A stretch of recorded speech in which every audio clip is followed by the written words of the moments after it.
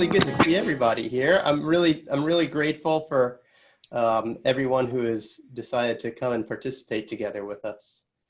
It's really special to see everybody from all over the world really right now.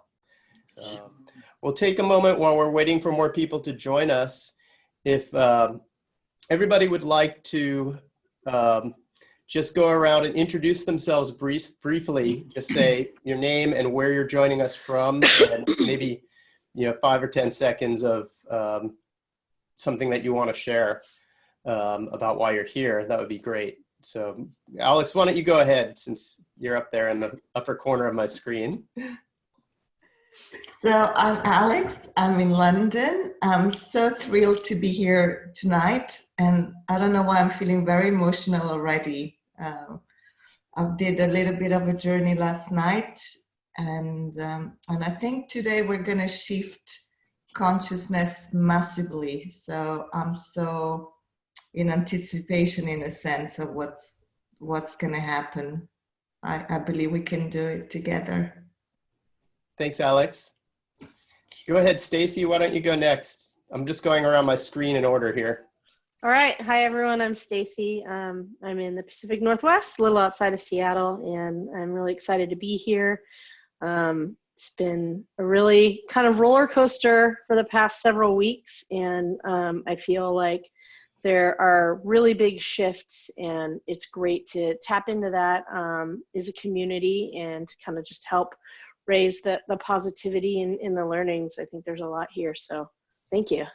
Thank you, Stacy. Yeah. Darlene, go ahead, please. Oh, hi, I'm Darlene. I'm in Toronto, Canada, and it's good to be here. I do shamanism here in Canada with First Nations traditions. And very interesting to see what positive transformation can happen today. Great. Thank you, Darlene. Thank you for joining us. I really appreciate that. Thank you. Libby, go ahead. Oh, I don't see her. Hey guys, I'm Libby. Excuse the dark. It's like 6 a.m. here in Bali, so I'm not sitting in there. Here we go. I'll give you some Bali vibes as well. I'm just super excited to be feeling the energy that we're co-creating around the world, like literally around the globe at the moment. So yeah, I feel it very, very intensely already. So looking forward to right now, the journey. Thank you all. Thank you, Libby. Shushan, please go ahead. You'll need to unmute yourself. Do you know where your mute button is? Yeah. Sorry. Hello, everybody. I'm very happy to be here. I'm living in Portugal for a while, which was not at all expected. And all this time, I'm really in an inner journey every day. I try to leave out all the stuff I just got from everywhere, and just trying to feel what happens in myself. So suddenly yesterday, when I saw your email this morning, I just was super excited because I thought it was just quite the right moment to do something in a group and to feel so something very coming from very deep inside, love to give to all this planet because I could feel so much maybe aggressivity, hatred with people who were just thinking about all this conspiracy and everything like that, and I didn't want to nourish that. So I don't know what will happen today, but I mean, it's just very nice to be there and to journey with you. Yeah. Thank you for sharing that, and that's really important what you said about nourishing the positive aspects, that we can move towards a positive change as a result of this experience as a community, as a global family. Yeah. It's also what I've been shown so far in journey work. A lot of this is about fear that our needs aren't going to get met, because all of a sudden many of us living in modern Western societies are dealing with scarcities and insecurities, unknowns that we're not used to. And so there's become a lot of this push-pull over, I've got to stay safe, or I've got to get the economy restarted so I can eat. And so people aren't hearing each other's words, or there's not enough listening happening, and there's a lot of talking happening. And obviously some of our political leaders, especially here in America, are very good at talking, not so good at listening, very good at gaslighting, not so good at compassionate communication. So part of this is about listening and understanding that there is a way to work together for everybody's needs to get met, and to work together in that way and have this be an experience that brings us all together. So thanks for mentioning that. And I'm going to continue going around. Joe and then Sonia, please introduce yourselves to everybody. Hi, I'm Joe, and I am from the Detroit, Michigan area, where we're getting hit pretty hard. You want to hit a mute? We're getting some feedback because Sonia and I are right next to each other. Sorry about that. But anyhow, so Sonia and I have taken classes and training with Scott, and we're very excited to be a part of this. On a personal note, I've had a friend who's been on a respirator, in the hospital at University of Michigan, and he today just got off of it after a week, so he's doing very well. But we're very anxious to be part of helping in whatever way we can for global healing. Thanks, Joe. And yeah, and anybody, who knows anybody personally who's in need of care, like Joe's friend, feel free to spend part of the journey time directing that energy towards their care if they've, given permission for that type of work to happen to them. But thanks, Joe. Sonia? Hi, I'm Sonia. We're in Michigan. We're having a feedback thing again. It's because you have two speakers. Yeah. I agree with the positive thinking things. We see people around us just kind of the worst coming out of them. And I think if we focus more on the positive, we'll get there faster. So I'm excited for this journey. Yeah, thank you, Sonia. Sequoia.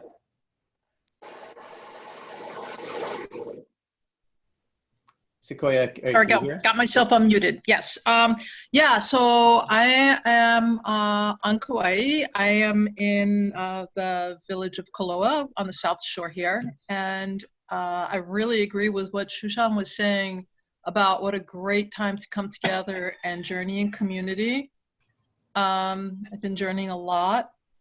And a couple weeks ago, and this isn't new, but it was just so nice the way they put it, and hopefully I can express it that well.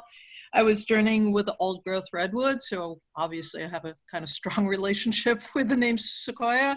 And I asked them how they were doing, and they were really appreciating this respite, a time to rest without so many car fumes and people walking on their routes. And they suggested that we all can use this as a Sabbath, a time for regeneration and reset. And that doesn't deal with a larger issue, but as everybody said, it's like what we do with it, where we go to a higher vibration as opposed to fear. So I'm really excited for this whole community coming together today. Thank you, Scott and Penny, for making this happen.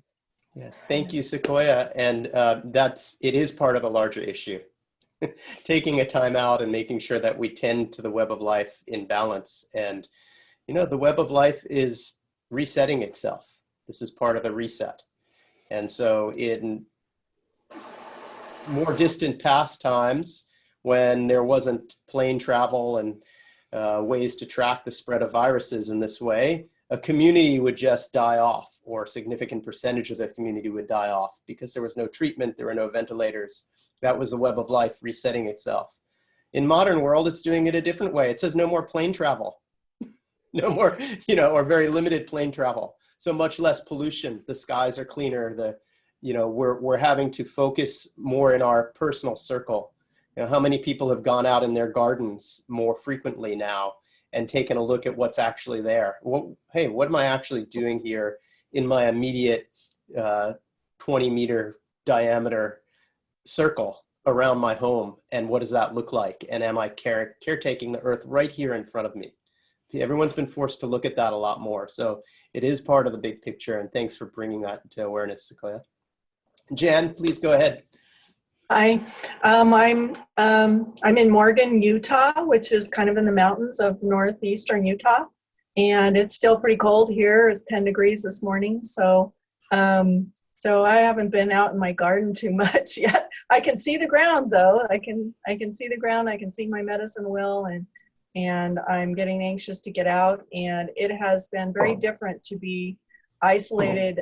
We have a big family, and we're all staying away from each other. And I just wanted to join today to participate in community with people around the world, and sort of feel more connected, since I've been feeling quite isolated and maybe a little bit, I won't say depressed, but just a little bit sort of subdued or toned down. I'm not real sure what the feeling is, but I just feel like I really need to be here, and I'm looking forward to it.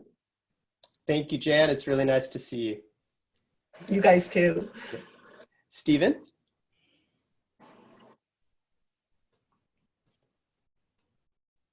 Hi, I'm Steve, and glad to be here with all of you. I'm on Big Island, South Kona. I have not sat with Scott before, although I've been attracted to his program, so thank you for having this.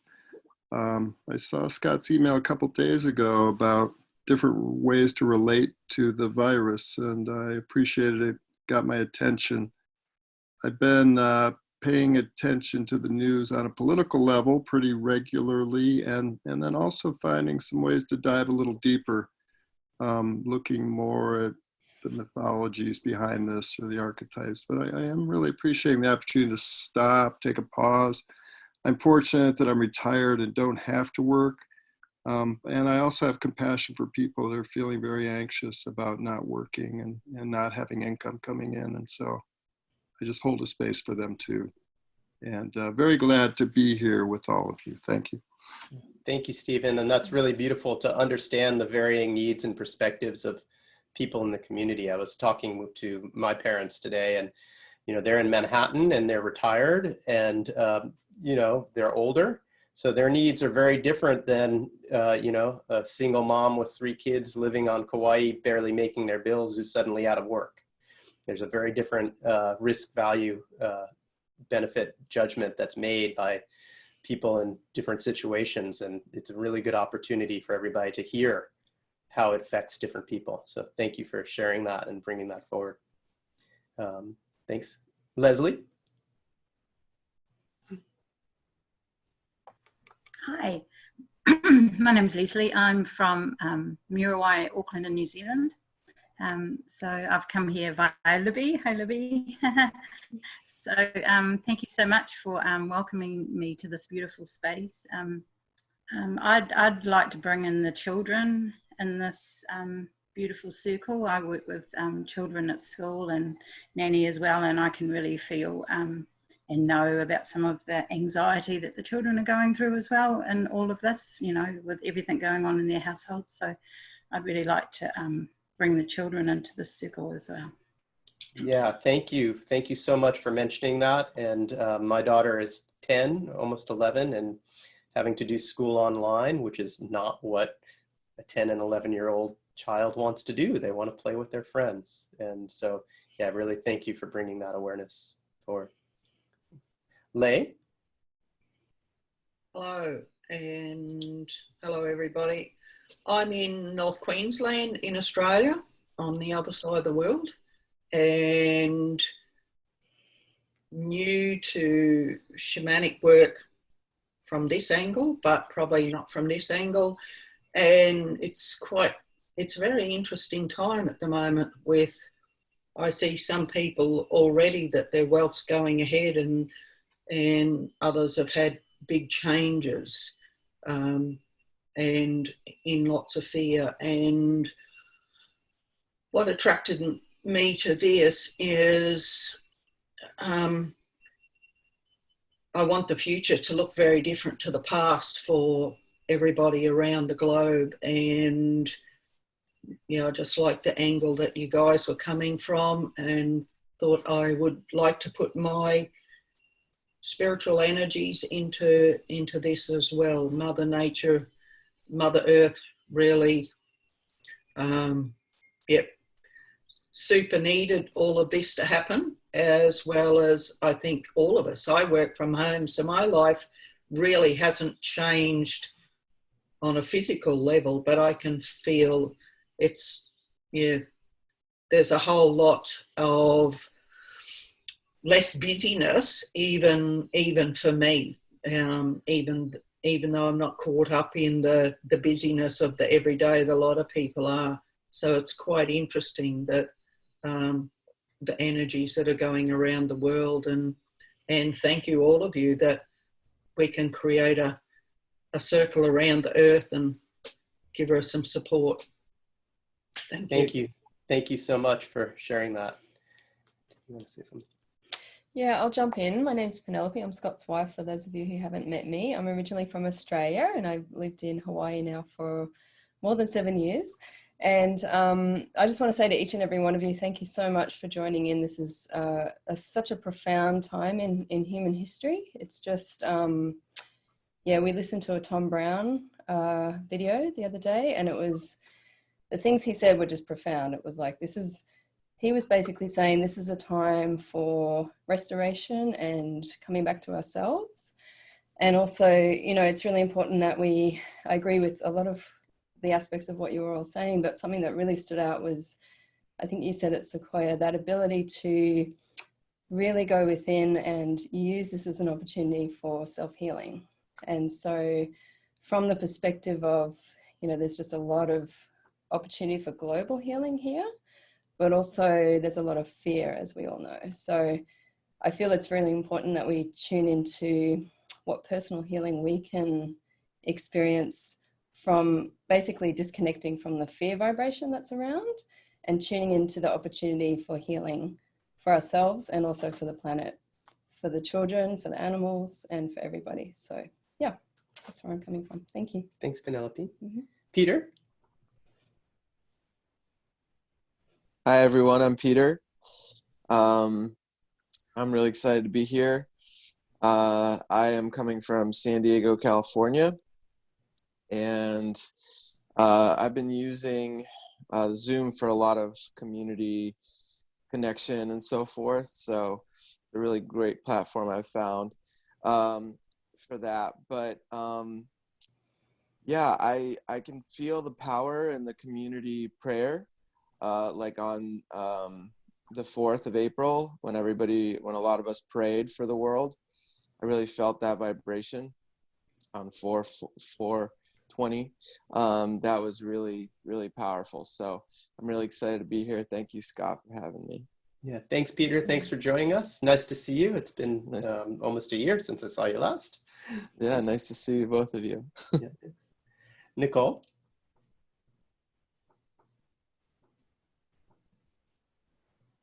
Can you hear me?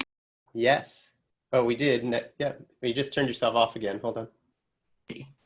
Aloha, Scott and Penelope. It's so great to see your smiling faces. I'm over here in Kailua, which is on the island of Oahu. And I just really agree with what people are saying. This is a really amazing time to go on an inward healing journey, kind of heal the healer is kind of what I'm thinking here. And it was funny because I'm a dietitian by training, and I was just reading about how a lot of the meat producers are having to shut down because the employees are getting infections, and it just goes hand in hand with the virus and origination of where it's coming from these, bird flu and stuff like that. And it's just amazing to watch how the universe is just taking things away or bringing awareness to things that have needed awareness, especially in the food supply chain with animals for a long time. And then I read something today about if you can't hug a person, hug a tree. So I've got a beautiful papaya tree and a banana tree out there that I'm gonna have to go hug. So I'm delighted to be a part of this. So it's great to see you guys. Thanks, Nicole. Thanks for joining us. Susan? Or is that Susanna? I can't read your. Susanna. Susanna. Hi, Susanna. Hello. Hi. I'm Susanna. I speak from Brazil. I'm very interested in being with you in the sense that joining a big web, I was called by the web of life. And as someone already said, I think it is a time that we can dream for life and for what is, for what we can feel as life and not as death. And that's why I'm here. I have already some shamanic experience here in Brazil with a shaman, a local shaman. So I like this idea of connecting worldwide and being part of this chain for life. Yeah, thank you. And thank you so much for joining us. Really appreciate it. Thank you. Judy?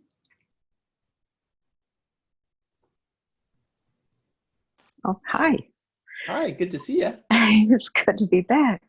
I'm just sitting here listening and I thought, gosh, I don't know what I can contribute. And I thought, well, actually, I'm in a transitional stage and I'm taking advantage of this downtime as more of a positive than a negative for me personally. But I also understand how it's affecting other people because I help with healing physically with people. So I work with a lot of older people. And I'm realizing how it's affecting them. And it's teaching me to learn to surrender to this whole concept at the moment and find that zero point of understanding both sides, understanding the fear and understanding the acceptance, and trying to find that place where what can I heal and learn from this so that I can contribute to, the collective. And, part of me is thinking, okay, so maybe I need to go online and verbally help walk people through how they can help themselves physically to feel better, because it really comes from the mind originally. So I think from that point of view, it made me understand maybe I have a lot more that I can contribute than I gave myself credit for. And as much as I sit back and watch, in the community where I am, we're starting to hit a curve. I'm from BC, Canada. I'm sorry, British Columbia, Canada. I should have said that. And we've gotten a little bit over the curve, but watching from here out to the rest of the world, watching what's going on has really affected me deeply. And it's made me search within myself to figure out what more can I do as a human, singular, to help the collective. So I think that's pretty much why I'm here. Yeah, thank you. And thank you so much for joining us and being willing to make a contribution. And that is really what it's about. When we work together, we amplify our power and effectiveness exponentially. Yeah. So that's why we're all here together, to bring the community together. Thanks, Judy. Dawn? Hi, Dawn. You gotta unmute yourself. Here, I'll unmute you. Sorry. There you go. Am I unmuted? You are unmuted. Hi, guys. Oh my gosh, it's so great to see so many of you. Yes. I'm just happy to be a part of this work. I've been studying this work with Scott and Penelope for more than 2 years. It has helped me profoundly. And even so, in the last 3 weeks, I have had my own challenges, and I'm coming out of that, and I'm feeling like I'm going to be of some use for the whole, better than I've been able to feel like I have in the last couple of weeks. Anyhow, I'm excited. I'm here on Kauai. I'm on the south side. And yes, I have been tuning into my land a little more than normal as we're not so busy running around. I had my youngest son outside weeding with me this morning, and that felt good. And so, yeah, I'm seeing both, the contrary of what can look like such a mess, but then also finding the blessings from my own growth. And then again, wanting to hold the space and help others to move forward with their healing and growth on their soul level. So thank you again. Thanks, Dawn. Thank you. Thanks for joining us. Corinna? Hello, everybody. I am Corina. I'm in Spain, Malaga. And yeah, I'm super happy to be here. I'm very curious what will come out from the journey. I did the shamanic training with Scott and Penelope, and it was super, super cool. And since I started 1 year ago, I think, a little bit more, I'm still in this kind of transformation phase. So actually what I thought when all this stuff happened was that I was feeling all my life that I needed some space time for personal healing probably, and there was never the time, because somehow you always have to run, you have to do school and then university, and I don't know. It was kind of this feeling that there was never the time, and that's why I really thought when all this came up and we were just there was actually finally there was this time, and that's what I just saw. That was just super amazing for me. And yeah, so I'm just curious what will come out from this journey. And yeah. Great. Thank you, Karina. Thanks for joining us. Mary? Hello. Hi, everybody. I'm Mary. I'm actually from Guam, but currently living in Eva Beach on the island of Oahu. And I just finished the intermediate class with Scott and Karina. So this time I've really been, since the virus happened, I really found that I've been gardening a lot. We've actually planted arugula a few months before this has happened, and it's just really a nice time to kind of just spend time with my dog and my family, my boyfriend, and to integrate the healing that happened during the intermediate course. So I started my training with Scott at the end of last year, October, I think it was, or November. Yeah, so that's been really transformative for me, and I feel like all of this, my whole life has kind of, I feel like has been leading up to this point in time. And even the timing of when I've started my education with Scott, it was just perfect timing, and then moving towards the advanced classes next month, and it is a very overwhelming time, which I've actually stopped using electronics and really limiting my time on social media, putting my phone on airplane mode and just forgetting the outside world and just focusing in, and what is there, what can I uncover for myself, and then also not overwhelming myself with what I can do, but just focusing on here and now and what feels right and what feels good. So this feels good to me right now. Yeah, thank you. And thank you for sharing with that. That's really important to know day by day, moment by moment, that we're okay and our needs are getting met, and we actually can help others get their needs met as well once our needs are met and we feel grounded in that. So yeah, thank you for sharing that. Bill, can you hear us? Are you able to speak to us? I'm not seeing a picture, and I don't know if you have your audio on or not. Let me see if I can unmute you. Yeah. Okay, well, if you can join us and speak, then unmute yourself and let us know. Right now, I'm not hearing any audio from you, so I'm going to go to the next person. I see Marta has just joined us. If you have can unmute yourself, Marta, and just introduce yourself. Say hi and where you're from. Hi, can you hear me?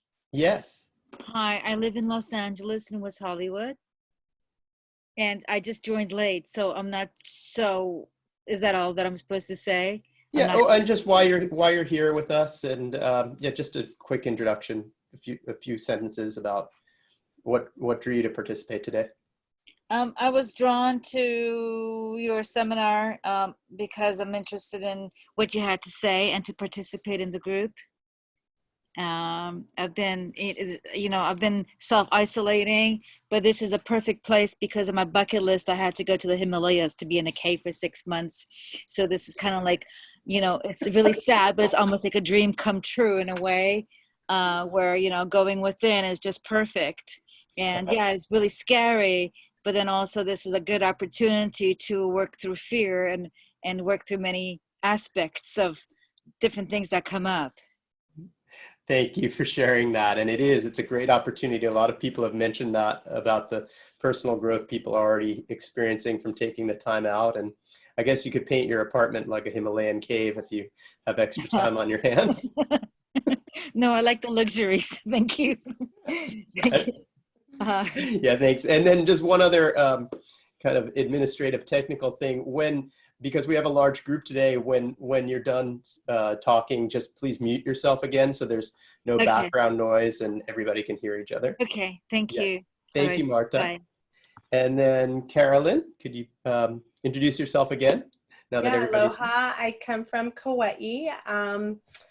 I think what got me was when you put out the invite, you were talking about how with COVID, a lot of folks, their lungs are impacted, and lungs tend to be grief related in some instances. And so the collective grief, and I'm a bereavement coordinator at hospice. So I just thought this would be one way I could be of service and still learn and grow at the same time. I have a labyrinth that's near my home. It's at All Saints Church, and I was walking it on Easter morning, and it was full of ladybugs. So I just looked up the ladybug medicine because I'm not that familiar with it. And it's all about like luck and happiness and blessings and transformation. And they get us back in touch with the joy of living. And I think, a lot of the folks here have talked about how there's a lot of fear, and then there's other opportunities and blessings. So I think that getting us back to our roots of love is helpful. And I'm looking forward to this. Yeah, thanks, Carolyn. Thank you for joining us. Thanks, Carol. I just want to speak to that briefly because something I've been shown when I journeyed about this was specifically that collective grief that we have as humankind at this point in time, with the amount of disconnection we've had with each other and the web of life.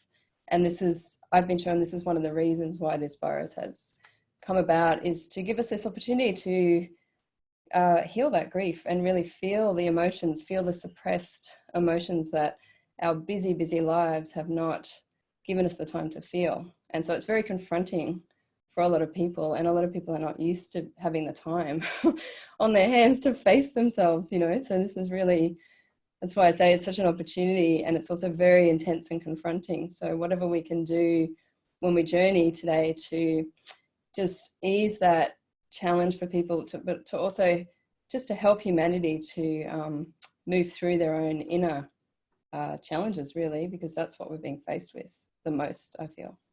Thanks. Amen. Yeah, thank you. And Jen? From Jen, we're doing construction in the basement. I'll save you the banging around. Okay, well, that's a good use of time while you're at home. So thank you, Jen. Just tell us where you're joining us from. You can type it in. Alberta, Canada. And it's also winter, so that's a good time to be doing indoor construction. So thank you, Jen, for joining us today. And then I have one more person here who doesn't have a name, but it's a 978 area code phone number. If you can unmute yourself and introduce yourself, please do. You might need to unmute them from your end. Yep, I'll see if I can unmute you. Hi there. Hi, can you hear me? Yes. Hi, this is Rosemary. Hi, Rosemary. I'm from the Boston area. This is my first time doing this kind of a thing in this way, and I was very excited, being in isolation, just trying to open my mind as to what is the meaning of, what is the deeper meaning of what's happening to the planet. And I echo, a lot of the other people's sentiments about the planet needing to breathe. I'm a financial advisor, and I wonder a lot about balancing out my life and opening up my mind to different things. And that's what I'm trying to do here today, and to learn. And one thing that keeps coming up to me is we've suffocated the planet with pollution, and now Mother Nature is suffocating some of us. So I find that very scary, but I'm looking for the light, for the wisdom from, you know, all these wonderful people that are on this call. So I'm basically just here to learn. Glad to be here. Thank you. Great. Thank you. And thank you so much for joining us. I really appreciate it. Thanks, Rosemary. Okay. So I'm just going to go over right now some of what I sent out in the newsletter, so everybody knows what the journey topics are, what we can journey on. If you have other, if you've done this work before and you're called to work in a different way, by all means, please feel free. These are just some ideas of how we can contribute to the process. So first of all, please hold the intent to restore the breath, balance, and spaciousness, and for humans to use this time out for our, to reevaluate and create a more harmonious, loving, and positive future that honors and reveres the web of life, so that we can actually all wake up and go, oh, yeah, we're part of this web and we need to tend the web. So it is our responsibility as human beings to caretake the web. It is our responsibilities to be custodians of the land on which we live. And this is part of, you know, when in history, when many of us or most of us have been disconnected from our ancestry, most of us have been disconnected from that idea that we are part of the land. And the outfall of that, the result of that, is that we don't, a lot of us don't feel the land in this way, and we don't feel that this is our responsibility or purpose for being in the world. We have lots of other purposes for being in the world. Most people, most indigenous people, their primary responsibility was the caretaking and tending of the land around them for the survival of their community and the thriving of their community. And they weren't thinking about just next week. They were thinking about generations down the line, being in harmony with the land. So there's a big part of what we're doing today is about raising that awareness. So my one request in how you work is to hold that as part of the intention, okay? And then also that after social distancing is no longer needed for our public safety, right? We want to take care of our public health and our public safety. But afterwards, I'm also going to request that we hold in our attention that the rapid and complete restoration of civil liberties to all human beings, because there are people who are trying to take advantage of the situation. Okay, it's a virus, it's real, it's a health crisis. And there are people who will use crises to advance their own personal agendas. Okay, and so we want to hold in attention that as a result of the crisis, we come together to create a more positive future, not a future where certain individuals are able to take advantage of the situation. Okay, so if you are in a beginning and intermediate level working with journey work, there are a couple of topics that you can use. One is, how do we create the most positive outcome for ourselves as individual, for humanity as a species, and for the web of life as a whole? So that's a pretty general topic, okay? And you can just ask that in your journey. You can ask for specific personal as well as general guidance, and for how positive outcomes for humans individually and collectively can be best aligned with positive outcomes for the web of life. So there's what's the best outcome for me as a person or for humanity as a species, but how does that also translate into the best outcome from the web of life, so the web of life stays balanced as well. And as we talked about earlier, lung issues being related to grief. Is the web of life grieving from our actions? Has it been injured? This is another angle which you can work with. You can ask to be shown any injuries or damage to the fabric of the web of life that are related to coronavirus, and ask for the fabric of the web of life to be healed and restored so that things are placed back in right relationship.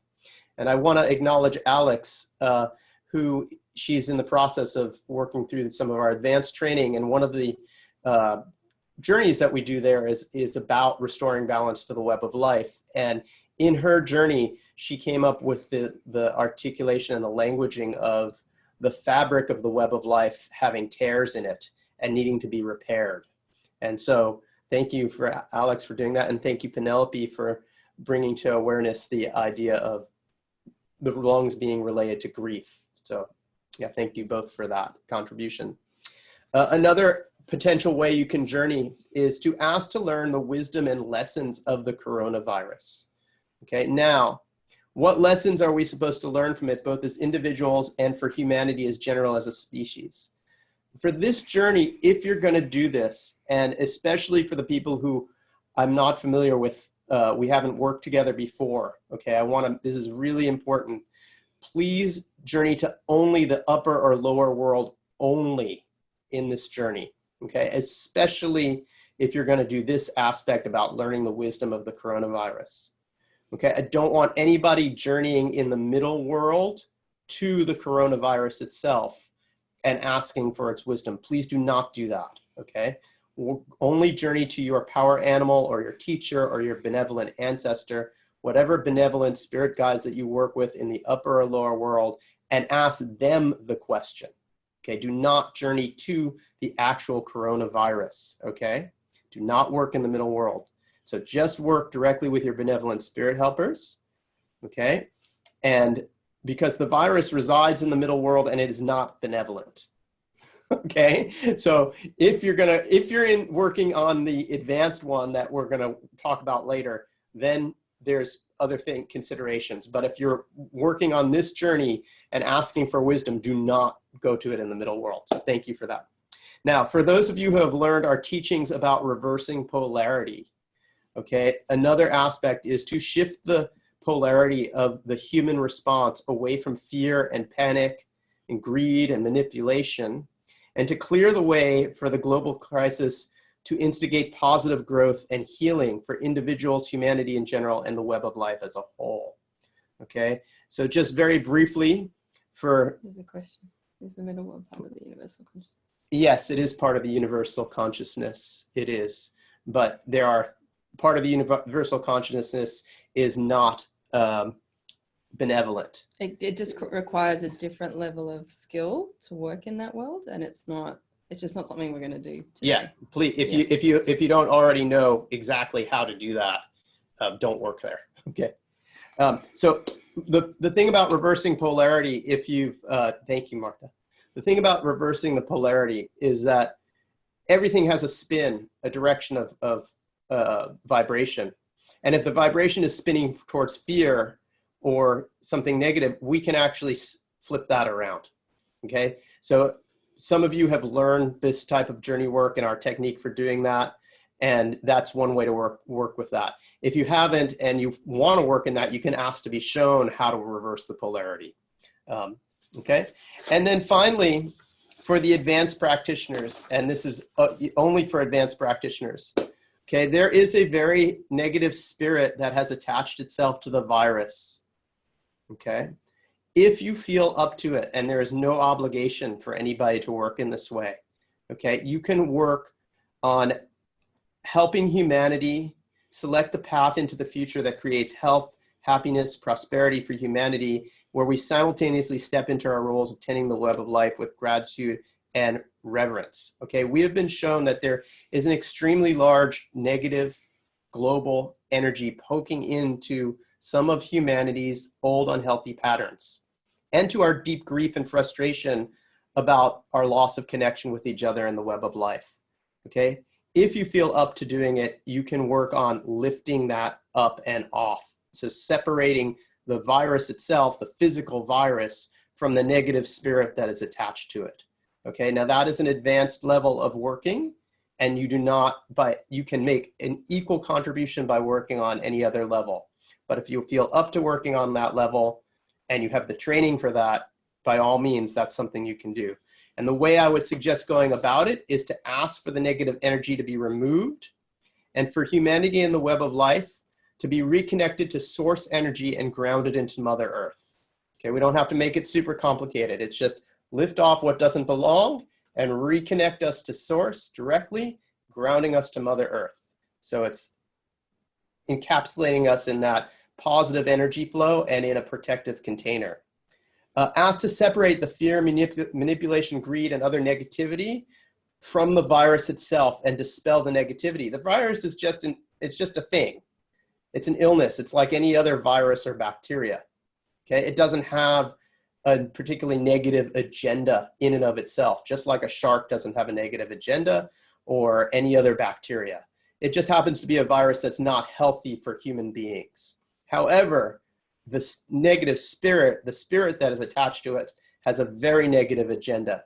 And so when that is split from the virus, then the virus itself becomes impotent.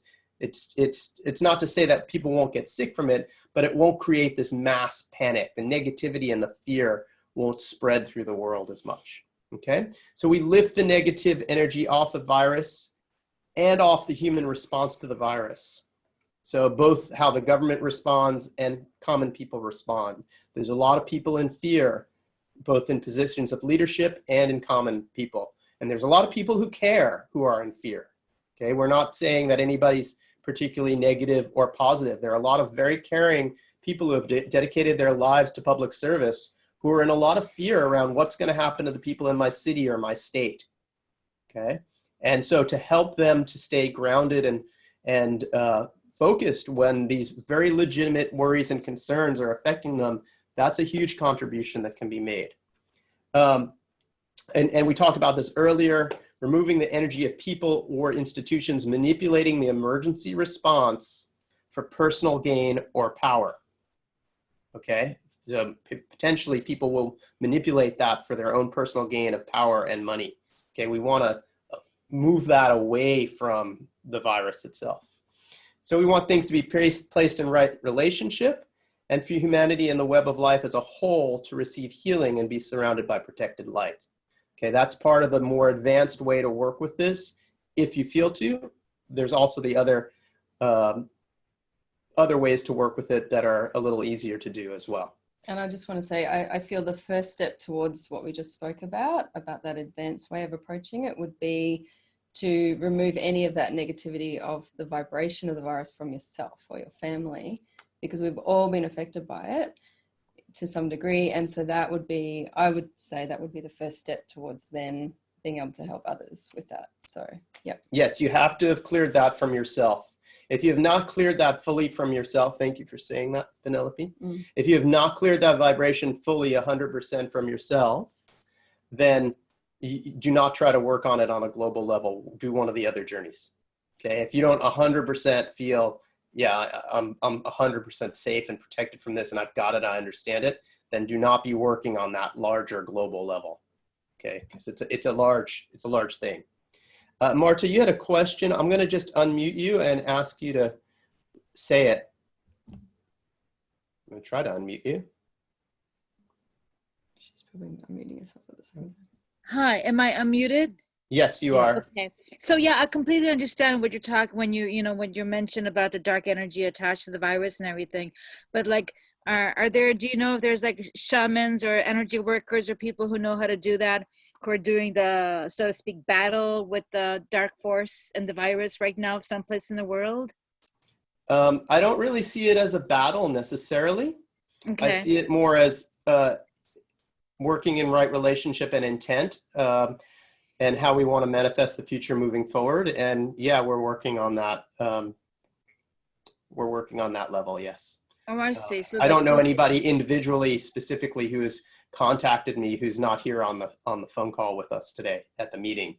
But there are a lot of people here who are working in a very positive way to manifest it. And so there's to manifest a positive outcome. And there's different ways to do that. This, what I was saying about lifting that negative energy off of it is just one aspect or one way to do it. Okay. And as Penelope said, it's very important to make sure that we're clear of that ourselves before we try to do that on a larger level. So if you have any doubt at all, do not do that part of the journey. Do one of the other journeys. Okay. Thank you very much. We don't know what the bigger picture is in this. That's the other thing, like we don't know if it's appropriate to for somebody to go into battle with it. Like it could be, who knows, it could be that it's serving this greater purpose in some bigger picture. So we just, we only do what in the journey work, what we're guided to do personally, and offer the assistance that we're able to offer personally. That's all we can do as individuals. So yeah. Thanks, Penelope. And that's very important. So we always ask, the way I like to ask it is, what is right relationship? Okay, so what is right relationship, or what is right alignment? Okay, because a lot of times in my mind, I'm going to say, this is a bad thing and I want it to go away. But maybe it's not. Maybe there's something that I don't see in my limited human perspective that is bringing great healing. For example, a lot less pollution and the redwood trees are breathing. Yeah, like for example, Tom Brown said this is a warning sign for humanity. That's the way he sees it. This is like, if we don't get the lessons from this now, there's other things that will happen in the future that will be worse. So basically that's, this is a wake-up call. And it's up to us whether we heed it or not. Yeah, so. and that's one of the reasons why I'm bringing people together, is so that we can spread this awareness as much as possible. So everybody takes the time in whatever way is appropriate for them to get the lessons, their lessons, as well as community lessons, right? Because the lessons I'm supposed to learn aren't necessarily the same lessons that everybody else here is supposed to learn. Okay, everybody has their own unique lessons in this. There will be considerable overlap, absolutely. And at the same time, we have to respect each of our individual paths and perspectives and our individual medicines. Everybody brings a different medicine to this way of being, to this healing process. Everybody's bringing their own medicine, their own positive contribution and energy. And it's very important that we honor that. Just as it's important that we listen to and hear other people compassionately, it's also important that we honor everybody's medicine when they're working in right relationship, when they're working for the positive goal of common good. Yeah, and what's really interesting is when we do journeys like this in large groups, there's often overlap and there's often a thread of similarities through what people see, and that indicates that there is a collective understanding of the overall picture of what's happening. And so it'll be interesting today to see how that overlaps with what everybody sees and journeys on. So yeah, it's exciting. Great, thanks. Does anybody have any other questions? Because we're going to start journeying here in a moment. Okay, so, all right, we're ready to go. And so we'll give everybody a minute or two to get settled and get yourselves comfortable, and then we'll start drumming.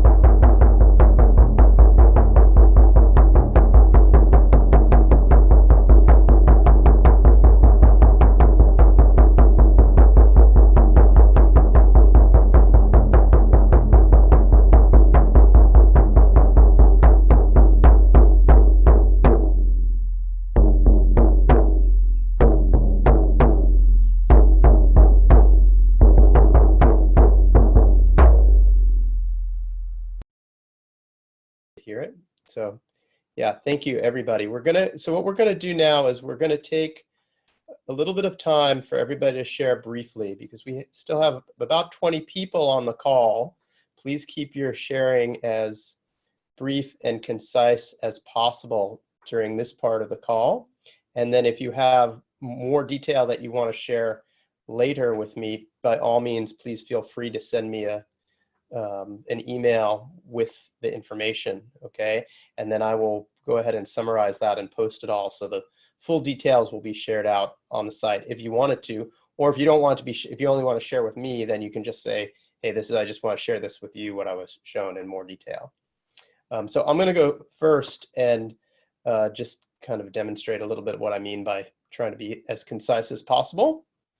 So what I was shown was the virus is an opportunity. It's an opportunity for us to realign ourselves with the web of life in right relationship. It's an opportunity for us to kind of like force time out, the way when your 5-year-old is really misbehaving and you say, you know, it's time to go in your room for 10 minutes and think about your behavior. So humanity, or maybe not all of humanity, but a vast part of humanity we've been placed in time out. Okay. Now, just like with our children, we can spend this time out kicking and screaming and not learning anything from it, or we can spend this time out thinking about how we want to do things differently, how we want to behave differently into the future.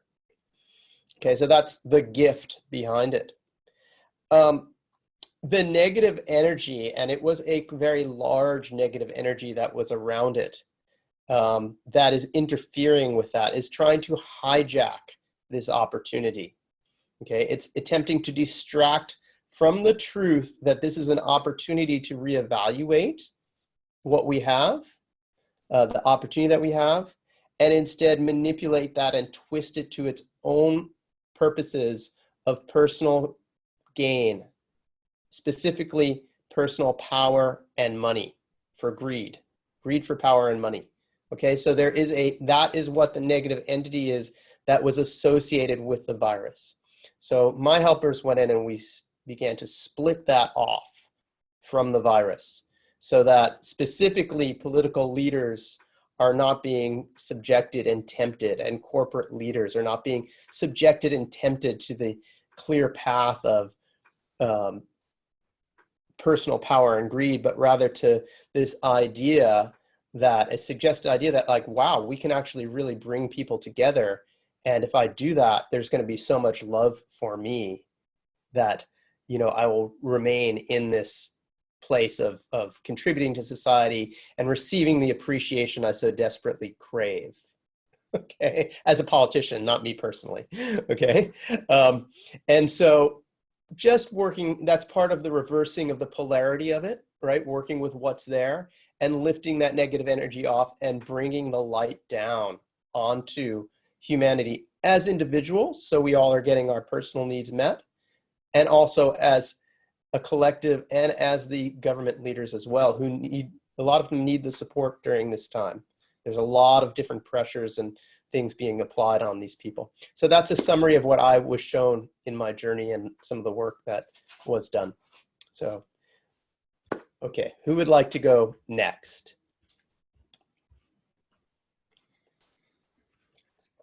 Actually, I'll go around in a circle. Jan, why don't you go next? And then I'll go around. Since we have a lot of people, it's easier to just say names. Okay, did you mean me? Yep. Okay. So this was a very different journey for me. It was very visual and not a lot of words. It was more like symbols, I guess. And I went to the lower world and I just asked what was the thing that needed to be done, and to remove this negativity from ourselves and from the rest of the human race. And my guides took me out to the medicine wheel, that I have in my journeys, and it was like they were carrying the virus. It was like, you know, that picture of that ball that we always see of the virus on TV, but it was gigantic. It was huge, and it was placed in the center of the medicine wheel, and above it was a cloud, a mist, a dark misty cloud that was preventing me from seeing the evil that was above it. And my guide wrapped that in a gigantic hide and gave it, part of it to Snake to be sent back on the ground path to who it belonged, and part of it to Red Eagle, who carried it to the sun to be transmuted. And then I saw the energies of all the directions spinning around the virus, the big giant virus, and it was, and then it was I don't know, it was like symbolizing the individuals and then the collective spirit of us reconnecting to the land and being cleansed by the medicine wheel and balanced by the medicine wheel and reconnected to spirit and land. And then the virus, this ball that was a virus, changed and became the earth. And on the medicine wheel that was gigantic in the universe. And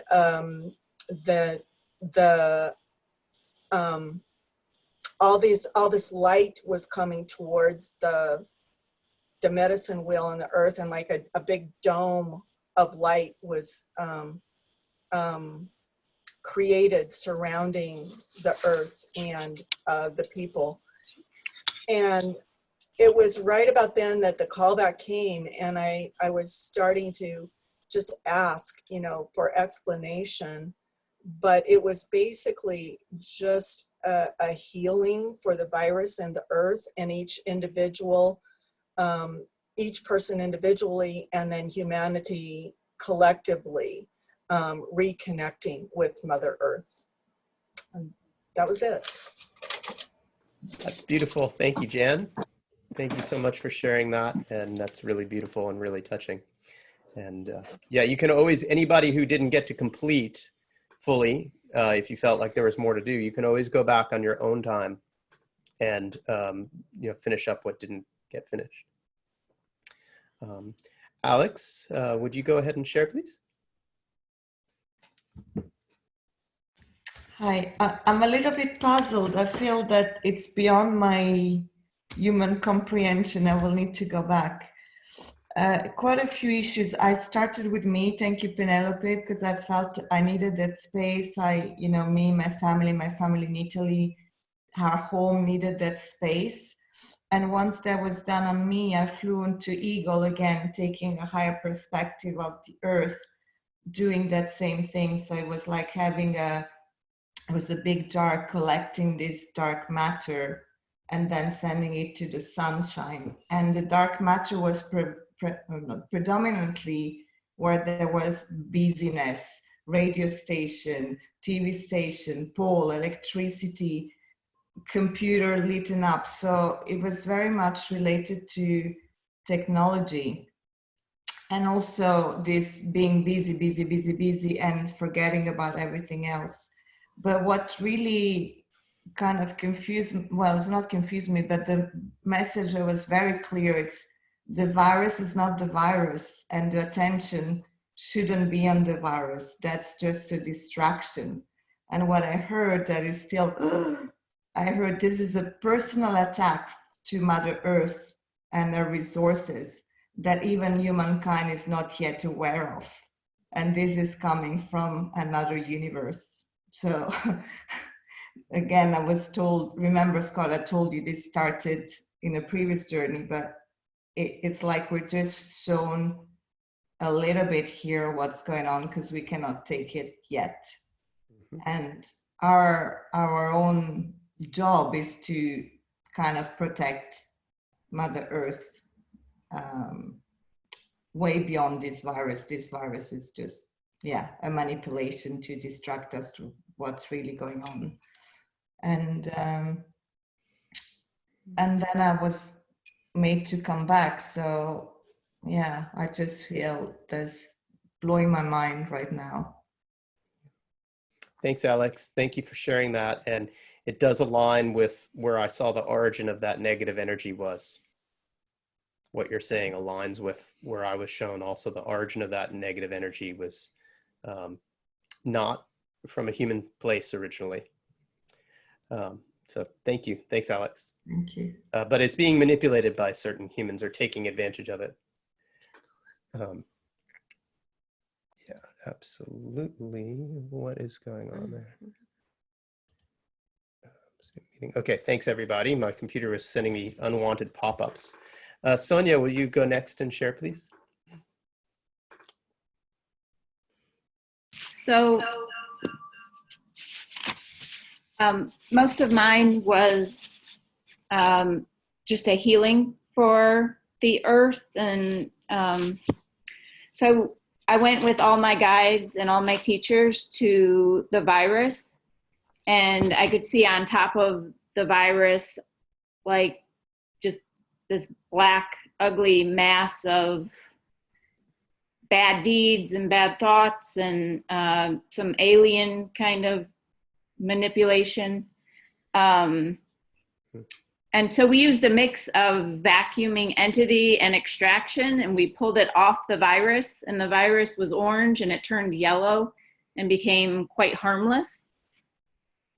And then we actually went out into space and vacuumed the whole planet as my big bears put energy back into the planet, and we sent millions of angels down and did kind of soul retrieval and extraction on people, animals, plants, and just kind of healed the whole collective. And the new agreement for the collective is I am peace, I am love. And there was just too many old agreements to even talk about.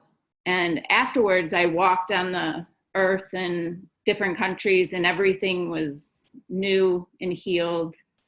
So yeah, thanks, Sonia. That's some definitely similar themes happening here. Appreciate that. Thank you for sharing. Joe, would you like to go next?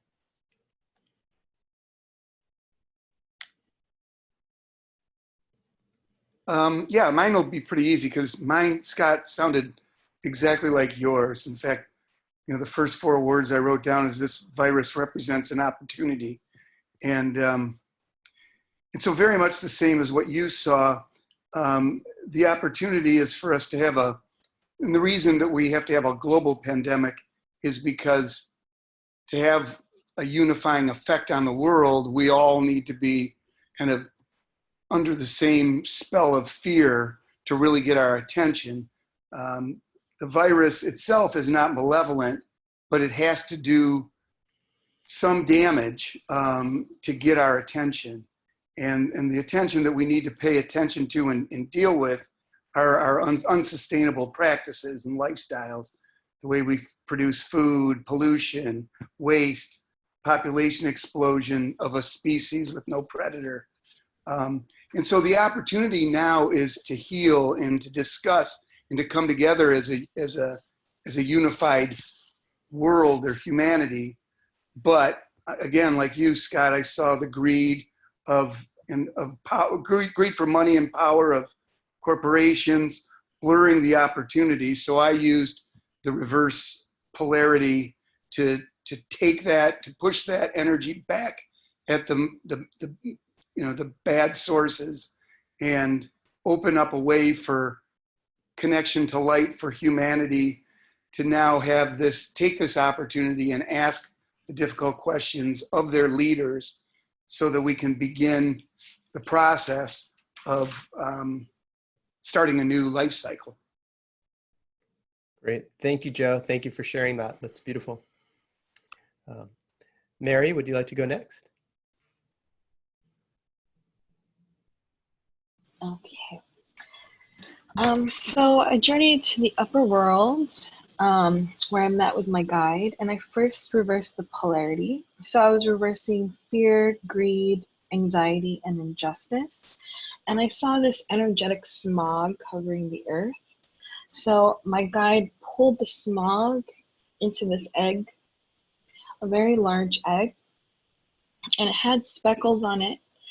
And then it was brought to Creator, and it was transmuted and cleared, and then it became this like bowl of gems.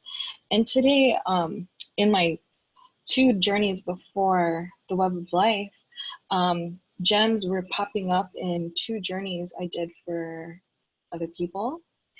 And so I asked the significance of this gem, and I got the word crystalline. And why gems? It's because it helps us to lift the vibration. So I saw the globe spinning, and they were just throwing these gems, kind of sprinkling it onto the earth to help lift the vibration. And then I asked about the wisdom of this virus. And they told me if there's one thing to take from this, it is simplicity. We are not just one, we are all. We are one and all. So it is important to be self-sufficient. This is what ascension looks like. It is the removal of the old to make space for the new. And I asked, how can humanity be in right alignment? And I got clearing. This is a clearing. And it just I kept getting the word clearing, clearing, clearing. This is a clearing. Clear yourselves, clear your home, simplicity, removal, clearing. And then I even had the words garage sale. And it's important to stay grounded and find your inner truth, to simplify things and find simplicity in your life. And then I asked for protection and the virus. And it was funny because a bat actually offered protection, but it was more physical and not really covering the crown or the root. So I thought that was pretty interesting. Yeah. Thank you. Thanks for sharing, Mary. Yeah, you're welcome. Thank you. Lei, would you like to share with us? Hi. I thought mine was very simplistic until I listened to Alex's, and then it sort of made a lot more sense. My power animal is a tortoise, the land turtle. So I went and visited there and got invited into the bottom of the lagoon. And so initially there was love coming on me, and then love for Mother Earth. Then we were sending love into the hospitals and homes where people were fearful because they were struggling with breathing, and then I looked down on Europe and could feel that it was sad, sent lots of love there. Then USA was sort of felt that emotion felt there was confusion, so lots of love there. And then back to the turtle, and then heading from where turtle is back to my tree with a portal in it. I was skipping and feeling a whole lot more light and energy. When I asked about, did the Web of Life have tears in it? Do we need to focus on healing there? And the answer was yes, but we need to heal the people first. So that's my simplistic journey. Thank you very much for sharing that. That's beautiful. And sometimes, I don't know how simplistic that was actually, but sometimes simple is really beautiful and what's needed. Direct, sharing love. So thank you, Lei. Sequoia, would you like to share with us?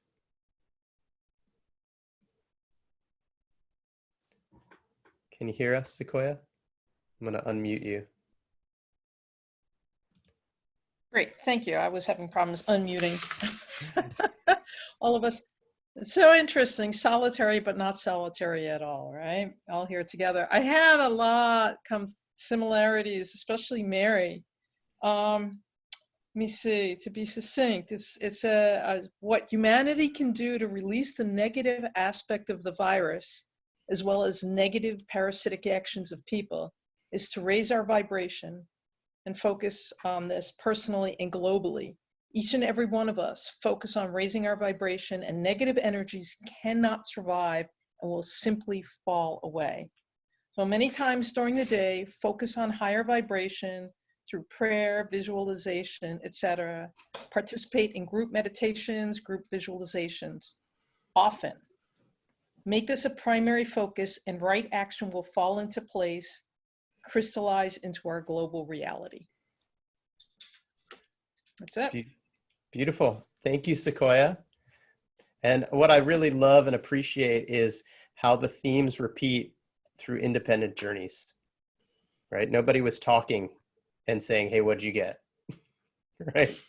Everybody was getting their own direct perception, direct messages. And we saw some different angles, but there's also a lot of overlap so far. So it's really beautiful. Thank you so much. Shushan, would you like to share, please? Yeah. So for me, it was interesting. I contacted my friend's animals, and came the dolphin, and he was so quick, so fast. I was a bit surprised, but he had a great message, and so maybe I have to make a, a session with you after. But the message was that personally I can help people or be with them and open my heart, but there is a trauma at some place very deep, and he asked me to go deeper and deeper and deeper. So a deepness that I don't know yet. So it was very clear. And then I had the jaguar who came to me, and it was really interesting because he told that I have to learn more to trust that I'm completely protected, and this will be possible when I have more my field, which is more how do you say this, limited, and not be afraid to say no, or to be very in my own energy and not leaving me go because I'm just I don't know, let me go to others. That it's right to go deep inside. So something like that. I have no other. It was. I could feel some kind of deep emotion, but the emotion which was pure and giving me confidence that I can go deeper, and it's a way to be more safe on this planet. And even if I don't feel any fear now, but I mean, it's something which came from, wow, deep inside. So I don't know. Maybe I think we can go further with you another time. Yeah. Great. Yeah, thank you. Thank you for sharing that. And a lot of times that personal healing, as Penelope mentioned, is necessary before we look at the bigger picture, because it's a reflection of what's happening inside and outside. And so it's good for you know that you were able to focus on that and protecting your own container. That's very important. That it's one of the foundations of what we teach is before we go out there and try and help, and it's good to try and help, we want to make sure that we have our personal container protected. That way we don't fall into martyrdom where we harm ourselves, and that doesn't work out in the long run, right? If everybody martyrs themselves, then there's no more people left to do good, right? So we got to take care of our home base and keep our energy protected before we can go out and help others. So thank you, Shushan. Yeah, never underestimate the power of that personal healing and the positive impact that has on the web of life. Yeah, and that's what a number of other people have said. You know, raise our personal vibrations. Yeah, right. Thank you. Thank you. Okay, Leslie, would you like to share?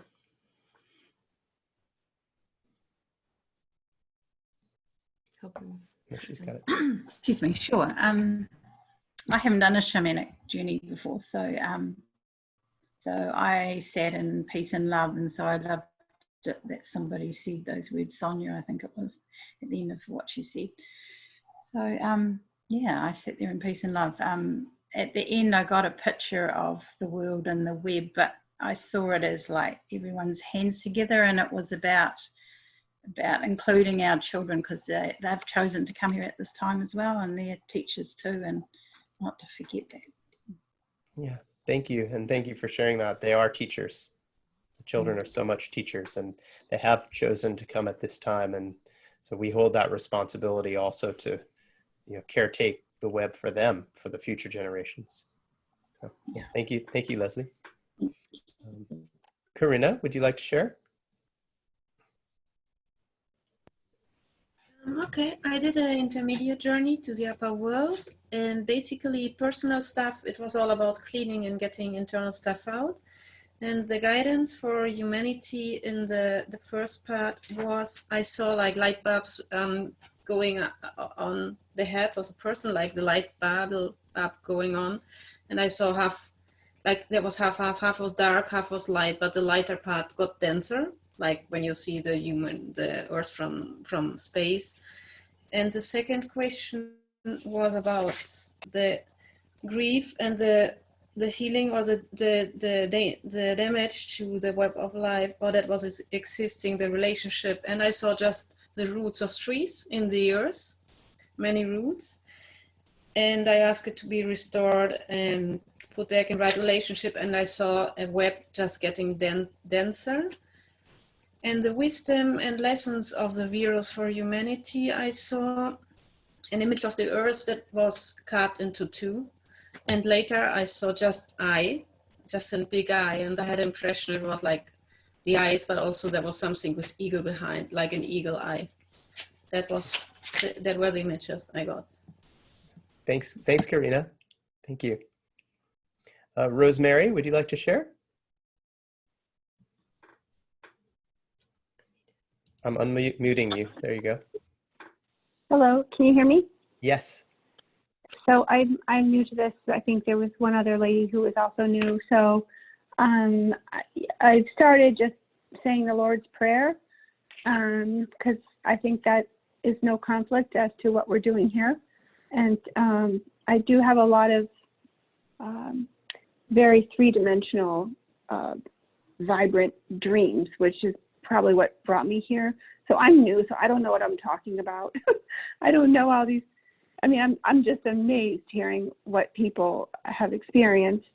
For me, I felt like, for me personally, this was really wonderful. And I thank every person on this call, because I live in Boston and am sort of suffocated by the corporate world. So for me to say this virus has been a blessing to me personally, there's really no one I can say that to except like my life coach, because I needed the time out. I forget your name. I'm so sorry, but someone said they never really got the time out in life.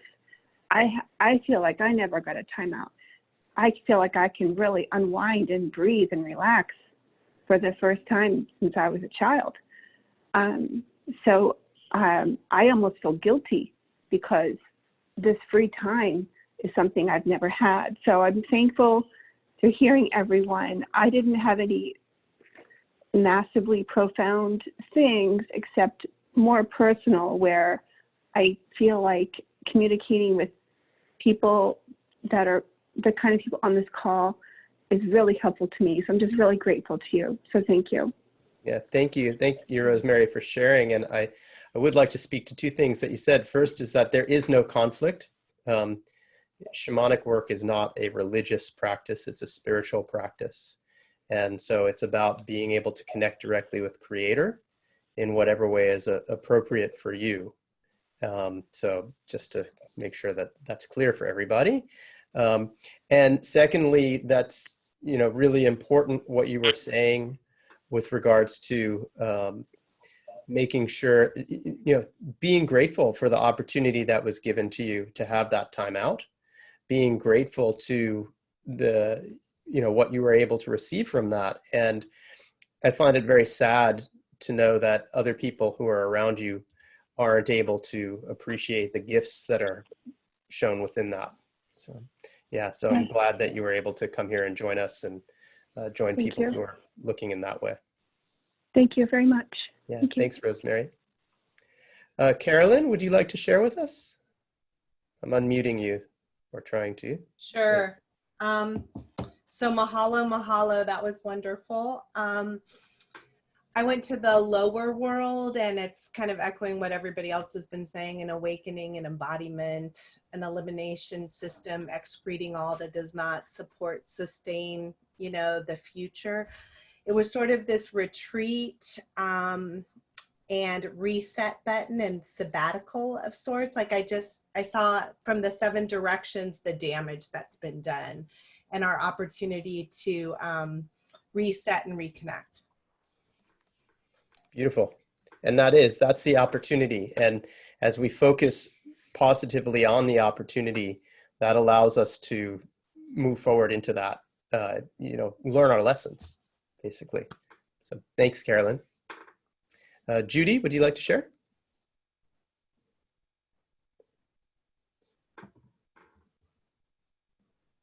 I had to plug my phone in because it was going to die. Okay, I'm back. Welcome back. Yes, thank you. Well, I'm enjoying everyone's journey, and I think we're pretty much along the same line. Mine come across very visual. So I went to the upper world, and I met my guide, and therefore met the old woman again, and the elder. And I know I cried with joy and love, and she just sends so much love out. And I asked the question of how to help with the situation at hand that we've all discussed. And she threw a cloak over me and then asked me to sit in this round pool of fur. And I had to sit down and cross-legged, and they did a smoke ceremony. And the next thing you know, as I was asking, what can I do, or what can we do as a collective? And I was rolled up in this ball. And the next thing you know, I took off rolling down this hill, and I went through the valleys. And then when I realized I was inside a bear, like he had me cocooned inside. It was really cool once I figured out what was going on. But I was sent to all corners of the world with every animal that you can imagine. I mean, everything from cheetahs to kangaroos to donkeys to camels. And I mean, there was just so many, and I was exhausted, and I couldn't figure out why I was going so fast. I was just spinning everywhere. And then I came back, and I remember just being absolutely exhausted. And she just smiled back to the same crone, and she just smiled at me and said, "Did you spread the love and the faith?" And that was sorry, I missed that part. I was asked to send just love and faith throughout the world. That was all that was asked of me at that time. And I said, well, what about, the future, or what can I do? And she just smiled and said, not to worry. Everyone's protected. And there's another thing coming if certain ones don't learn their lesson. And she wouldn't tell me what it is, but I saw a lot of explosions. So whatever that means, volcano or whatever, it's all I saw. And then the video cut out, and then I came back. Okay, thank you, Judy. Thanks for sharing that. Yeah, thank you so much. Dawn, would you like to share with us?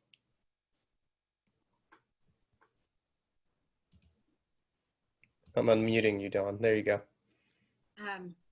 I did journey to the virus. I was not able to do that until today because I've been caught in my own stuff, but finally I could reach out broader. And I was definitely shown a very dark matter hovering attached to the virus. And call it my team, my guides went in to just kind of try to create some space around that and push it out and away from the virus. I was also shown that it was intended, the negativity was intended from actual people, right? So an intention was put along with this matter, right? And so then I was shown that that was reversed back to them through the ground path. And I wasn't clear. I wasn't shown who it was, but that I needed to continue to go in daily to help with this cleansing, the cleansing out of this dark matter, and to stay committed, of course, to the light and in this work.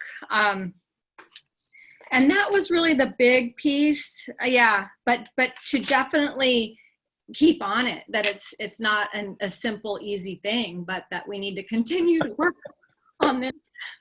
So that's what I was shown. Thank you, Dawn. No, the world is shut down. It's not a simple, easy thing. Thank you. Absolutely correct. I do want something you said. Really, that's absolutely right on. And something you said really makes me want to share something with the group. Okay, and this is really important for everybody to understand.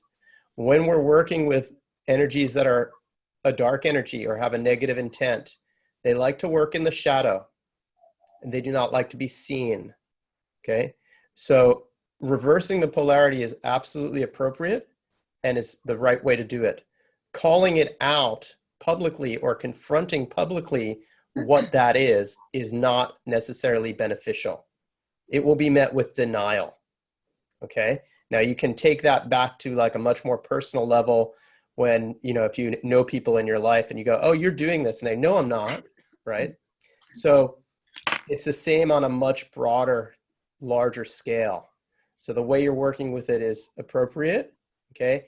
What may not be appropriate is to call it out in a public kind of way by naming names. So that could be one of the reasons when you're shown people are trying to use that, you're not being shown specifically those people, okay? Because first of all, they don't want to be seen. And second of all, it's not appropriate to reveal that and have it known that it is seen.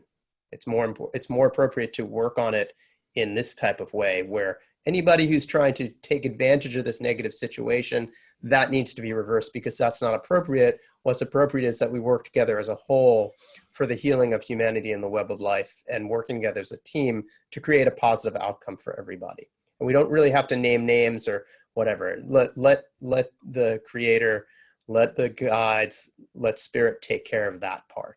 So thank you very much, Dawn, for sharing that. That was really important to share. Thanks. Peter, would you like to share? Yes. So I traveled down into the lower world, and I met with my power animal, which was a frog.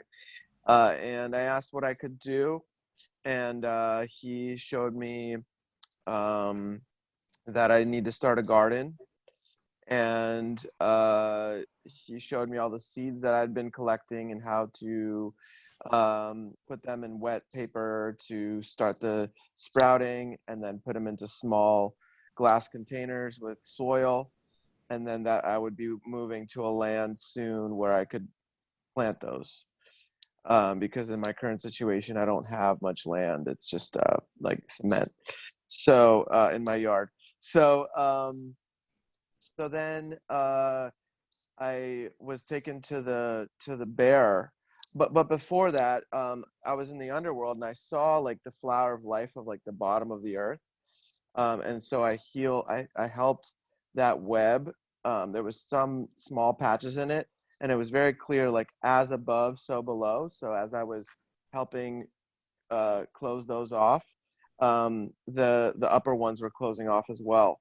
And then I felt and saw all of you in the Middle Earth, whoever was helping with that, and I saw a lot of healing happening there. So then I went back down and I met with the bear power animal, and he showed me and said very clearly, be silent. And then he showed me how they hibernate in the winter, and how he's completely silent and not doing anything, just basically meditating for that whole period of however many months. So that made it very clear that I need to spend more time within and spend more time meditating. So yeah, that was my journey. Thank you. Yeah, thanks, Peter. Thanks for sharing that. Plant a garden. That's wonderful. That's positive action steps right there in the physical. And, yeah.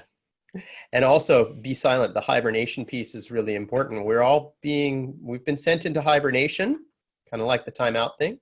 And for those of you who have studied the medicine wheel, that's, the north, the winter time, hibernation, time of going within, movement on the inside. So like an incubation period on the inside, but stillness on the outside. So this is where a lot of transformation happens, where we can reevaluate what our intentions are and set the intentions for when we go to plant those seeds in the garden, whatever next garden we're going to plant.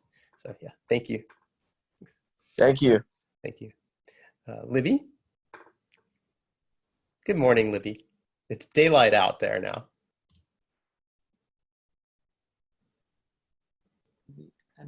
Yeah, it's light here now. It's been so beautiful to hear everyone's journeys. Thank you so much for sharing. I was shown 3 specific aspects in this journey. And I was working with Wolf in the lower world first of all, and then was taken to, it was just like taken up to the upper world to have a high perspective. The first part I was shown was a really vital part of the healing is parents specifically right at this time who have previously been so committed to living a very busy, full life that they're not spending time with their children. And the children are adopting beliefs of I'm not enough, I'm not worthy, I'm not loved. And so by parents spending this time really remembering how to love their children and just by having presence with them is going to help the children. And I'm not sure that was sort of all it was showing, just as they grow up to have that deeper sense of worthiness that many of the older generations at the moment don't necessarily have if they've experienced that working generation of parents. The second thing was a lot of world leaders at the moment are, through our collective work of inviting ourselves and our communities to operate from a place of love. And I was really showing this spinning energy within our own energy field from our fear center and around our stomach area, spinning up into our hearts to really remember how to anchor within ourselves this love frequency while, shifting and doing our own healing is going to help is helping a lot of world leaders start to question things for themselves and really look within, and looking up as well, and looking to the past, like ancient past for more guidance, because there's it was a lot of confusion. And then the third part of it was with this confusion energy that was very messy when looking at the planet as a whole, by doing this inner work that we're all doing was helping to almost like all these strings had collapsed, and then we were just like helping the strings be connected back up to the source. That was kind of how they showed it, and then anchored through our physical vessels into the planet, and the planet as a whole was doing that as well. So that was, thank you so much. Thank you, Libby. Thank you. And those strings, part of the web of life, yeah? Mm-hmm. Yeah, and that's really beautiful what you said, both about the world leaders and about the children. That's very, very important. So thank you. Thanks for sharing that. Stephen, would you like to share? Thank you. Hello. Really appreciating this call and all the sharing, going so deep. I haven't been journeying much lately, and mostly I have journeyed to the lower world, and I chose to go to the upper world this time. And so I feel successful at having gotten there. And it was kind of fun climbing up redwood trees and taking a hot air balloon, and then getting to this temple. White stone, perhaps white marble. Somebody was talking about crystals. I started wondering about the significance of the white marble for me. Big hallways, going up lots of stairs. Finally finding my teacher in a chair, kind of a modern swivel chair, he or she spun around, a little indistinct, but it felt like there was a Christ energy there, androgynous. And it was very meditative. So I sat with this being for a while. And my primary message for me, which is appropriate for my journey right now, is to find ways to release fear, to let go of fear. I also asked about humanity. What did humanity need to learn, or what did humanity need? And it was the same, to release fear and connect with the web of life. And I could say more about that for me, but that's a good message for me. And I managed to make it back in one piece, and I'm very content and happy to have witnessed all the sharing here. And so I'm looking forward to reactivating my journey work, and this was a step in that direction. So mahalo, mahalo, mahalo. Mahalo. Thank you. Thank you, Stephen, for participating and sharing. And Darlene, would you like to share with us? Hi. Hi. I had similar things. One is up here in the north, we do have that winter energy. And the teaching that I've received about that is about going in and sharing stories. So, and I see people are doing that using technology. We're sharing our stories. We're learning, you can learn how to do things. It's an opportunity to grow. And, you know, funny enough, I live in the city in Toronto. It's a concrete world. I had purchased a garden you can do inside. So I found a way to make a garden in my tiny apartment in Toronto. The other thing, I got some messages about my own healing, and about the people who don't have a safe place to be in isolation. They're in isolation with someone who's hurting them. So domestic violence, you know, and I've seen it on the news. There's the increase of incidents where somebody's killed and things like that. I got a message about the healing for abuse is we need to stop having the good guy, bad guy, the villain image, and there needs to be trauma therapy for abusive people. We need to heal that.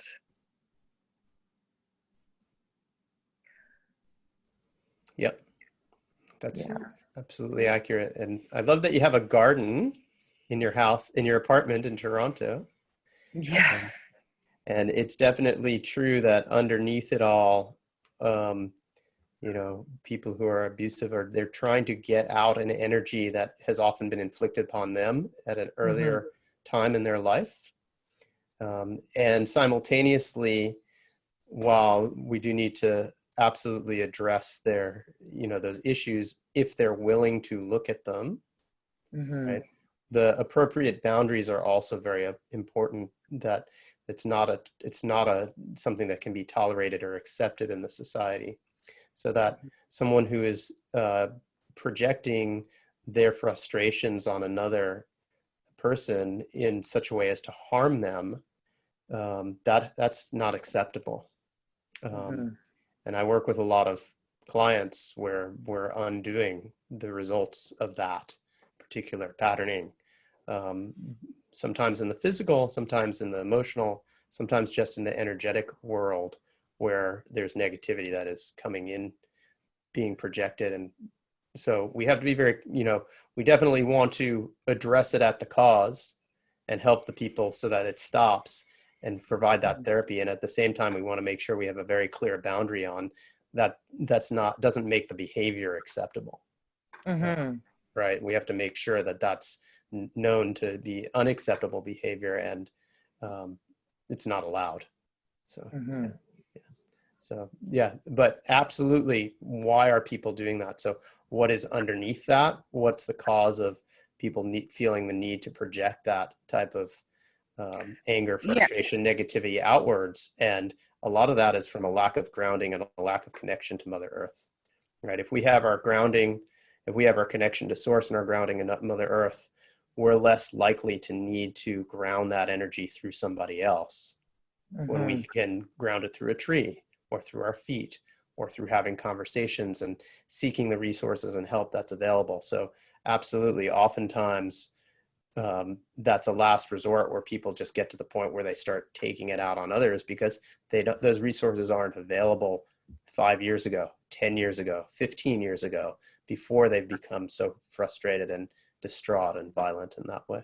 Or they're just not willing. Yeah, or they're not willing. Could be the other option. But they might not be willing because when they were 12 years old or 6 years old, they tried to share something very vulnerable and it was shoved back in their face. And then they made an agreement around, it's not, what's the use of trying? And that was the only thing that was modeled for them. So yeah, it doesn't mean you change how it is with somebody who isn't willing, but it is important to also look at the deeper layer. Yeah. When there's a stigma energy around just discussing it at all, the things that happen within families. And it's about healing that stigma so that there's room for, because if we ultimately want to stop violence or power control thing, we need to look at some treatment program or something to move it along. Now, you mentioned something that negative energy doesn't like to be called out. Maybe that's been my mistake in the past. Yeah, it does not like to be. It does not like to be called out at all. Like, just think about it. If somebody, let's say you do a business deal with someone and they kind of rip you off a little bit, yeah, and you go, "Hey, you're a thief." Yeah. And do they usually go, "Oh, thank you for pointing that out to me. You're right. Here's your money back." No, I've never experienced that personally. Okay. Yeah. So on the other hand, if you take corrective action and you go, you know what, I'm stopping payment on my credit card or whatever, then you don't even have to confront them. You just do the action that's necessary. So yeah, and it is important to provide those resources. I do want to, affirm that that's part of what we talked about in the very beginning of the call about listening to what's happening for other people. What is their suffering, et cetera, without getting drawn into a manipulation, right? Mm-hmm. So we have to be very clear with our boundaries to not allow somebody to manipulate that, to hear what's there, and then to call it out for what it is if someone tries to manipulate it and put a boundary on that.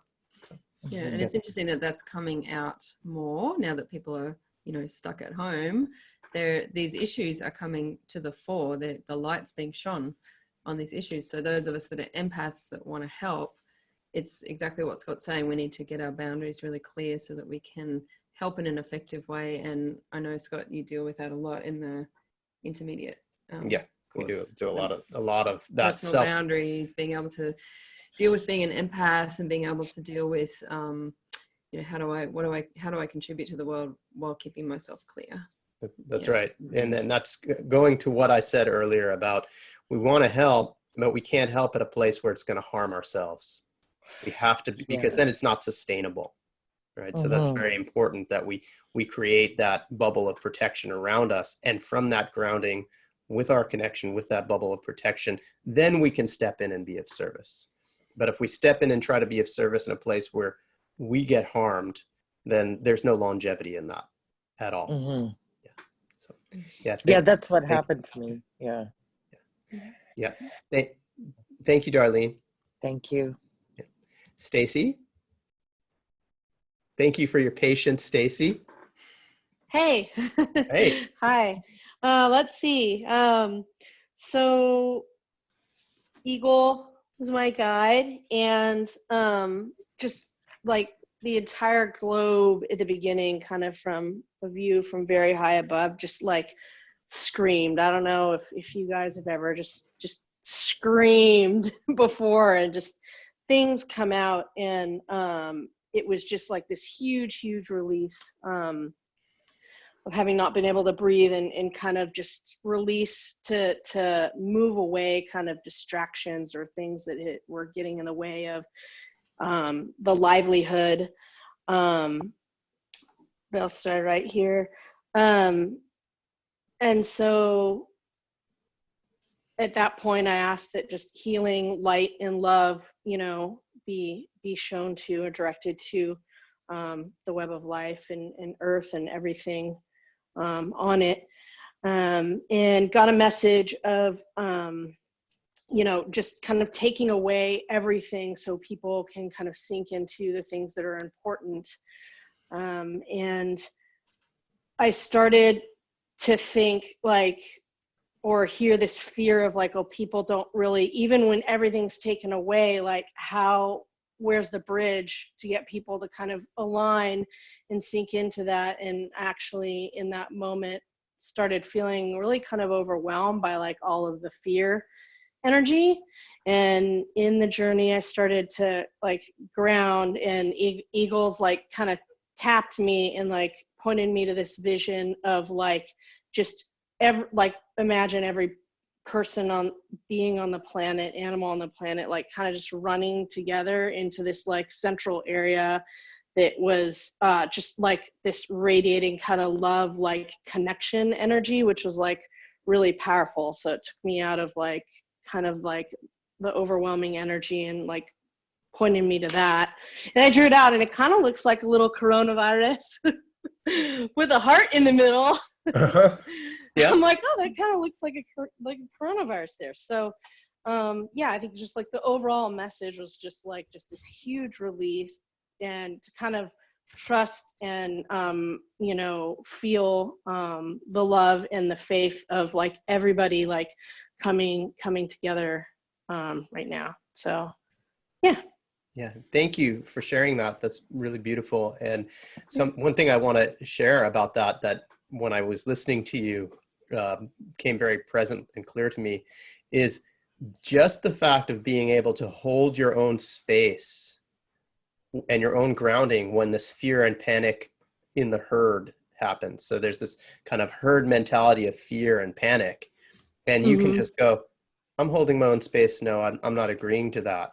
That's huge, not only for yourself personally, but what a model that you are being for others by saying, we don't have to go here, without preaching it, just by doing it, just by modeling that.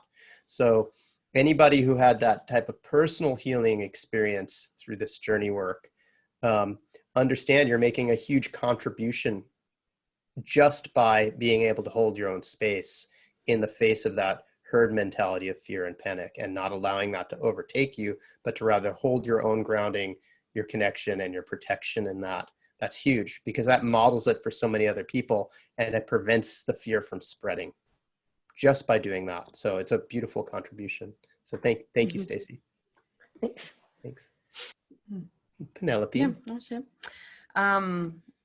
These journeys, everybody's journeys are so incredible. So thank you for sharing. I've been really noticing a lot of common threads with you all.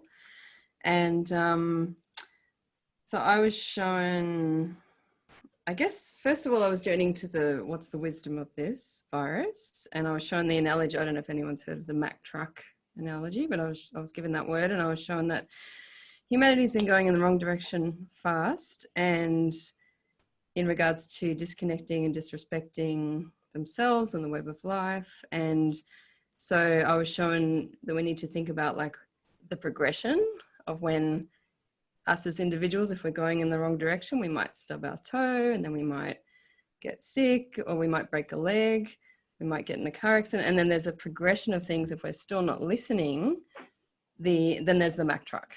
And so I was shown that, and a friend of mine shared that with me once. So I don't know if you guys have heard that before, but basically I was shown that this analogy, we're not quite at the Mack truck, but we're heading in that direction. And so it's really important that we, heed this warning that's going on the planet right now. And I was shown the potential of humankind as a species, of being able to, here we have an opportunity to really step into the best that we can be on the planet with each other and the earth. And then I was taken way, way, way, way up to the upper world, higher than I've ever been before. It was really profound.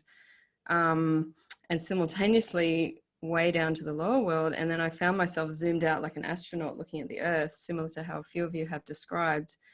And I was shown, similar to what a few of you said, this incredible fear and darkness across the planet represented by this virus and people's reaction to it. And then I was shown above that and surrounding the planet something way more powerful and way bigger, which is the positivity and light that's available to us in the form of many, many power animals and helpers and spirit guides and like millions of angels, and just this incredible amount of support that we have as humanity. Kind of like how we each individually, as we do journey work, we're so supported by this enormous amount of helpers and power animals. Imagine if every human being was in touch with that support individually for themselves, and then if that was happening globally. So this is what I was shown, is that that's what needs to happen. So individuals need to be doing that. All of us are doing that, which is great. This is why this work is so powerful, shamanic work, but also there's other methods like meditation and prayer, and this isn't like the only way. There's many methods that humanity can access their support system. And so this support system is surrounding the earth, but they can't actually help us unless we ask. So they're just kind of sitting there waiting for and helping us to wake up. Like there's this huge vibration going on of these helpers and angels and spirit guides and power animals in the benevolent upper and lower worlds, who are just, you know, sparking us to wake up. And when we do ask for help, the help just rushes in like nothing else. And so yeah, so basically I was just showing the importance of this work that we're doing, and to just, for those of us who are already doing it, to really spread, to really do whatever we can to spread this kind of work.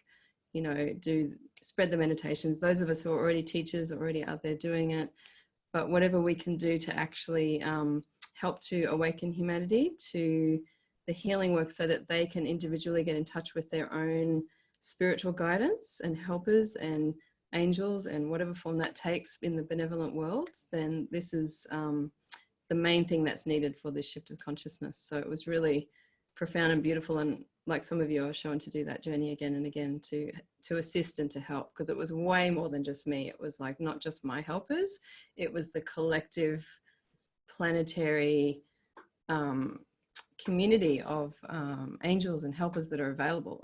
I've never been shown it like that before, so it was really mind-blowing. Yeah, so yeah, that's it. Thank you. That's really beautiful. My beautiful wife. Thank you, darling. Thank you. Thank you. Yeah, maybe I'm biased. It's okay. But yeah, that was a really beautiful journey to share, Penelope. Thank you. And as you were sharing it, it brought to mind something that I shared at the end of on the last day of the retreat that we ran last summer. I was sharing something in the closing, which was that there were prophecies that were brought forth by a man named Stalking Wolf, who was an Apache scout. And in the prophecy, he said, once we've reached a certain point, the earth cannot be brought back into balance only through physical means. It has to be brought back to balance through prayer, through spiritual means. Okay, so it has to be a combination of both physical action and spiritual action. And I believe that is very aligned with what you were sharing specifically and what everybody else was sharing as well. And so I'd like to leave that with everybody in that way. And really thank you so much. I really appreciate everybody's willingness to participate in this way. We're all in it together. And thank you so much. We'll talk to everybody soon. Thank you. Have a beautiful day, night, morning, whatever it is in your time zone. And thank you all again. And enjoy the isolation. Make the most of it. Yeah, enjoy this opportunity. Make the most out of it. And feel free, if anything else comes up, please feel free to dialogue with me by email. Yeah. Okay. Thank you. Thank you.